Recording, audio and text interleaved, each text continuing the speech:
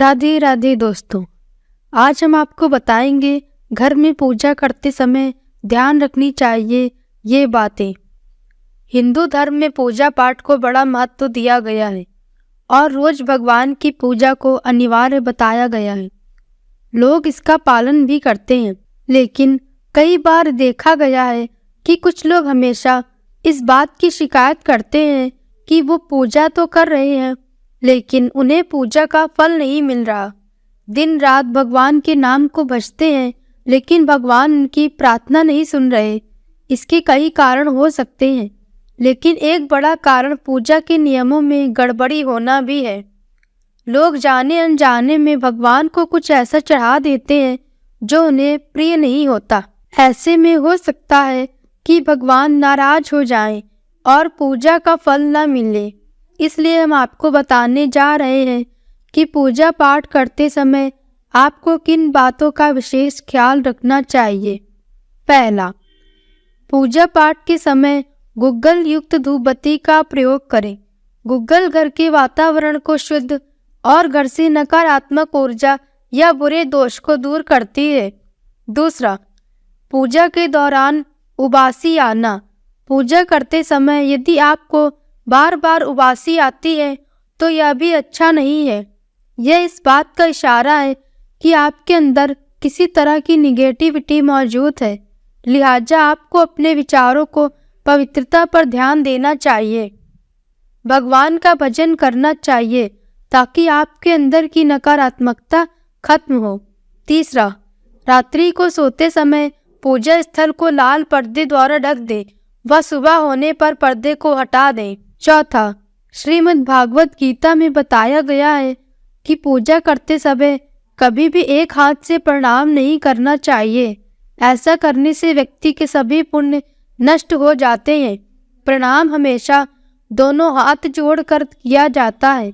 वही अपने पिता और बड़े भाई को लेटकर प्रणाम करना चाहिए और माता के सामने झुककर प्रणाम करना चाहिए। पांचवा, शास्त्रों के अनुसार जप करते समय हमेशा दाहिने हाथ को कपड़े से या फिर गौमुखी से ढककर रखना चाहिए। जप के बाद आसन के नीचे की भूमि को स्पर्श कर पूजना चाहिए। साथ ही यह भी ध्यान रखें कि कभी भी कोई भी वस्तु या फिर दान बायां हाथ से ना दें। इनके लिए हमेशा दाहिने हाथ का प्रयोग करें। छठा, पुराणों में चरण स्पर्श करने का भी विधान बताया गया है। कभी भी ऐसे व्यक्ति के चरण स्पर्श नहीं करना चाहिए जो सो रहा हो। सनातन धर्म के अनुसार लेटे हुए व्यक्ति के चरण स्पर्श तभी किए जाते हैं जब उसकी मृत्यु हो चुकी हो। सोते हुए व्यक्ति के पैर छूना पाप करने जैसा माना गया है। सातवां, भगवान शिव को हल्दी नहीं चढ़ानी चाहिए और ना ही शंख से जल चढ़ाना चाहिए। आठवां, पूजन स्थल पर पवित्रता का ध्यान रखें। चप्पल पहनकर कोई मंदिर तक नहीं जाना चाहिए। चमड़े का बेल्ट या पर्स अपने पास रखकर पूजा न करें। पूजन स्थल पर कचरा इत्यादि न जमा हो। 9वां, मंदिर में लगे सूखे हार फूल हटा देना चाहिए। 10वां, हमेशा भगवान श्री गणेश की आराधना से पूजा प्रारंभ करें। श्री गणेश को तुलसी दल चढ़ाने से बचें। भगवान गणेश को तुलसी दल चढ़ाने से दोष लगता है। 11वां, शिव शंभू को कभी भी केतकी का फूल नहीं चढ़ाना चाहिए। पौराणिक कथाओं के अनुसार भगवान शिव ने केतकी को श्राप दिया था, इसलिए भगवान शिव को यह फूल नहीं चढ़ाना चाहिए, वरना भक्तों के काम बिगड़ सकते हैं। 12वां, पूजा के दौरान आंखों में आंसू आना। अगर किसी व्यक्ति की आंख से पूजा के दौरान आंसू आते हैं तो इसका मतलब है कि आपके मन में जो दुख है वह अब जल्द ही समाप्त होने वाला है। साथ ही आप व्याप्त बुराइयों पर जीत हासिल करेंगे। 12वां, भगवान की प्रतिमा को स्नान करवाते वक्त सिर्फ उंगलियों का प्रयोग करें। भगवान को स्नान करवाते समय कभी भी अंगूठे का इस्तेमाल नहीं करना चाहिए। ऐसा करने से भगवान अप्रसन्न होते हैं और घर में विपत्ति आती है। 13वां, दीपक को कभी भी जमीन पर रखकर प्रज्वलित ना करें। ऐसा करने से धन की बर्बादी होती है और घर में अशुभता आती है। 14वां, पूजा के वक्त अगरबत्ती का प्रयोग ना करें। ऐसा इसलिए क्योंकि इसे बांस की लकड़ियों के द्वारा बनाया जाता है और बांस की लकड़ियों का प्रयोग अंतिम संस्कार में किया जाता है, इसीलिए इसे अशुभ माना गया है। 15वां, रविवार के दिन तुलसी के पत्ते तोड़ने से बचे। मान्यताओं के अनुसार रविवार के दिन तुलसी के पत्ते तोड़ने से भगवान विष्णु आज प्रसन्न होते हैं। 16वां, भगवान शालिग्राम को कभी चावल अर्पित नहीं करना चाहिए। वास्तुशास्त्र के अनुसार ऐसा करने से दोष लगता है। 17वां, पूजा करते समय भगवान को फूल चढ़ाना शुभ माना जाता है। कुछ फूल देवी देवताओं को विशेष रूप से प्रिय होते हैं और फूल चढ़ाते समय इस बात का ध्यान रखना चाहिए, जैसे दुर्गा माँ को लाल और भगवान विष्णु को पीले रंग के ही फूल चढ़ाने चाहिए। पूजा में कभी भी बासी फूल नहीं चढ़ाने चाहिए, यह अशुभ माना जाता है। 18वां, पूजा में इस्तेमाल कलश या जल के लोटे को हमेशा ईशान कोण में रखना चाहिए। दीपक और कलश को एक दूसरे के बिल्कुल पास कभी न रखें, वरना इसकी दुष्प्रभाव झेलने पड़ते हैं। 19वां, पूजा हमेशा आसन पर बैठकर ही करना चाहिए। आसन पर बैठकर पूजा न करने से इसका फल नहीं मिलता है। आसन के रंग का चुनाव आपको अपनी राशि के हिसाब से ही करना चाहिए। 20वां, भगवान के भजन कीर्तन या आरती के दौरान हर तरीके से वहां उपस्थित रहें। इस दौरान किसी से बातचीत करने से पूजा का फल नहीं मिलता है। पूजा की सामग्री को लेकर कभी भी दिखावा न करें। 21 नंबर, किसी भी प्रकार के पूजन में कुल देवता, कुल देवी, घर के वास्तु देवता, ग्राम देवता आदि का ध्यान करना भी आवश्यक है। इन सभी का पूजन भी करना चाहिए। 22, पूजन में हम जिस आसन पर बैठते हैं उसे पैरों से इधर उधर खिसकाना नहीं चाहिए, आसन को हाथों से ही खिसकाना चाहिए। 23वां, पूजा सफल होने के संकेत। जब पूजा के दौरान जलता हुआ दिए की लौ ऊपर की ओर उठने लगती है तो आपको समझ जाना चाहिए कि भगवान आपकी पूजा से प्रसन्न है। वहीं अगर पूजा के दौरान आपके घर में कोई मेहमान आ जाता है तो इसका अर्थ है कि भगवान आपसे काफी प्रसन्न है। 24, यदि आप प्रतिदिन घी का एक दीपक भी घर में जलाएंगे तो घर के कई वास्तु दोष भी दूर हो जाएंगे। 25, सूर्य, गणेश, दुर्गा, शिव और विष्णु ये पंचदेव कहलाते हैं। इनकी पूजा सभी कार्यों में अनिवार्य रूप से की जानी चाहिए। प्रतिदिन पूजन करते समय इन पंचदेव का ध्यान करना चाहिए, इससे लक्ष्मी कृपा और समृद्धि प्राप्त होती है। 26, तुलसी के पत्तों को 11 दिनों तक बासी नहीं माना जाता है। इसकी पत्तियों पर हर रोज जल छिड़ककर पुनः भगवान को अर्पित किया जा सकता है। 27, दीपक हमेशा भगवान की प्रतिमा के ठीक सामने लगाना चाहिए। कभी कभी भगवान की प्रतिमा के सामने दीपक न लगाकर इधर उधर लगा दिया जाता है, जबकि यह सही नहीं है।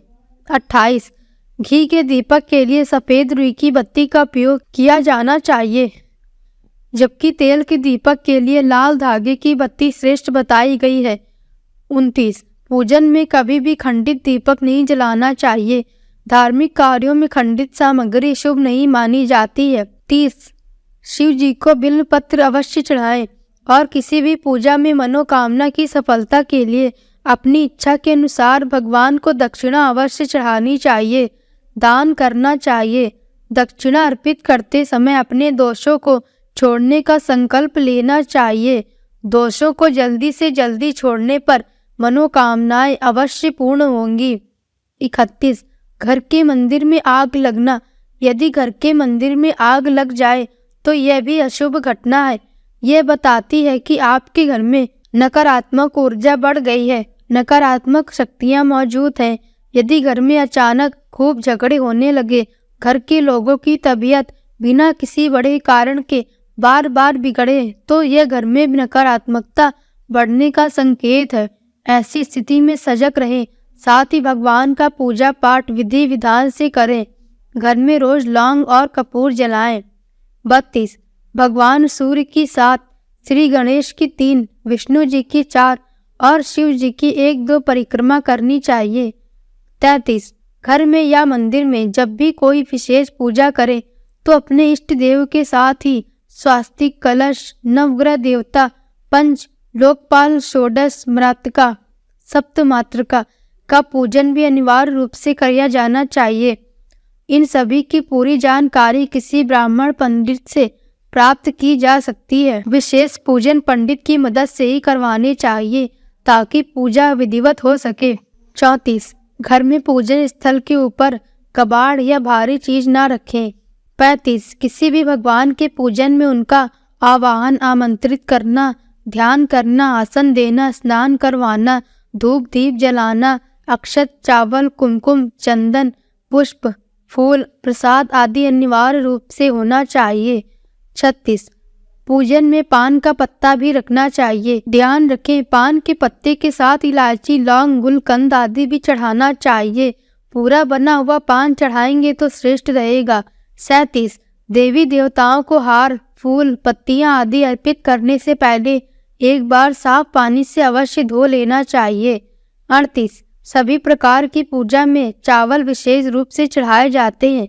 पूजन के लिए ऐसे चावल का उपयोग करना चाहिए जो अखंडित पूरे चावल हो, यानी टूटे हुए ना हो। चावल चढ़ाने से पहले इन्हें हल्दी से पीला करना बहुत शुभ माना गया है।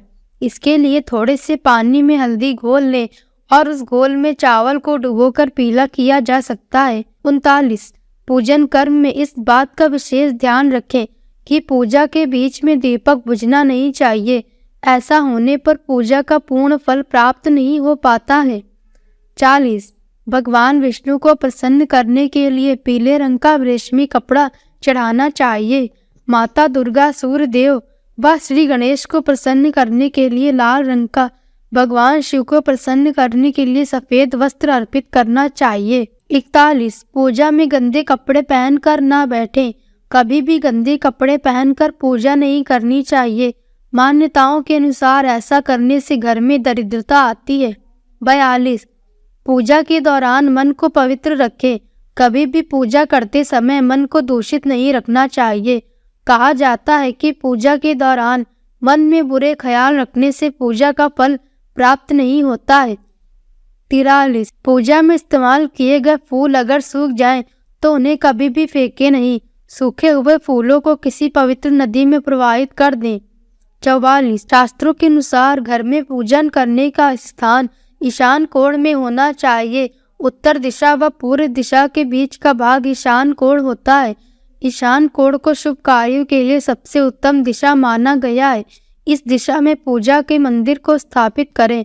यदि किसी कारणवश ऐसा भी न कर पाए तो भूल कर भी घर के ईशान कोण में गंदगी जमा न होने दे व घर के हिस्से को सदा पवित्र रखें। ईशान कोण के अतिरिक्त पूर्व दिशा भी पूजा स्थान के लिए श्रेष्ठ मानी जाती है। इसीलिए आप घर में ईशान कोण व पूर्व दिशा दोनों में से जहाँ भी सुविधाजनक रूप से पूजा स्थल की स्थापना कर सकें। 45.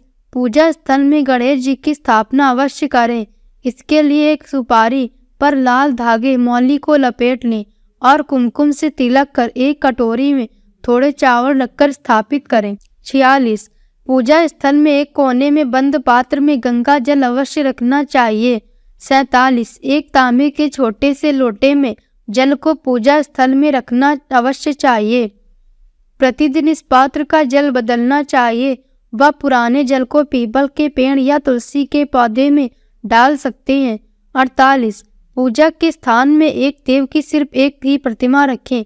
यदि आपके पास एक देव की एक से अधिक प्रतिमा पूजा स्थल में है तो उन्हें घर में कभी भी की दीवार पर आदि पर लगा सकते हैं, किंतु पूजा स्थल में एक देव की एक ही प्रतिमा रखें। 49. घर में पूजा के स्थान पर कभी भी बड़ी मूर्तियां नहीं रखनी चाहिए।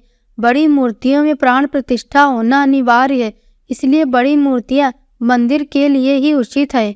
पूजा स्थल में छोटी मूर्ति रख सकते हैं। 50. पूजा करने के स्थान पर भूल कर भी अपने पितृदेव, स्वर्गीय माता पिता या गुरु की फोटो ना लगाएं, उनका स्थान अलग रखें। 51. पूजा स्थल में कूड़ा कचरा एकत्रित ना होने दें। प्रतिदिन पूजा घर की सफाई करें। 52. अगर आपने पूजा घर में कोई मूर्ति की स्थापना की हुई है तो ध्यान दें, मूर्ति का कोई भी हिस्सा खंडित नहीं होना चाहिए। मूर्ति खंडित होने पर तुरंत उसे वहां से हटा दें।